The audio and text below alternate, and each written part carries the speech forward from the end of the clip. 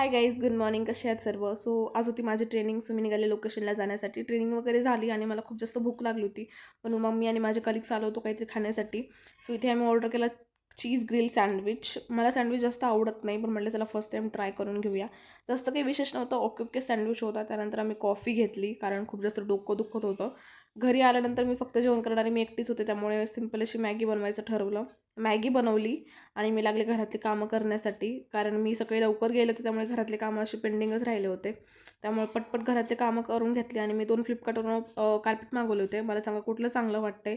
आणि यांचं थोडं गाडीचं काम निघालं होतं, मग ती गाडी गॅरेजला लावली आणि आम्ही निघालो थोडं बाहेर सामान आणण्यासाठी, कारण घरामध्ये थोडं भाजीपाला पण संपलेला होता आणि थोडं सामान पण आणायचं होतं. मला थोडी सर्दी झाली म्हणून माझा आवाज तुम्हाला थोडा चेंज असं वाटत असेल, सो इग्नोर करा. त्यानंतर त्याने मँगो ज्यूस आणला मस्त असा थंडगार. आता काही लोक कमेंट करतील की सर्दी झाली तरी पण थंड पितीये, पण काय करणार. चला भेटूया पुढच्या व्हिडिओमध्ये. Bye bye.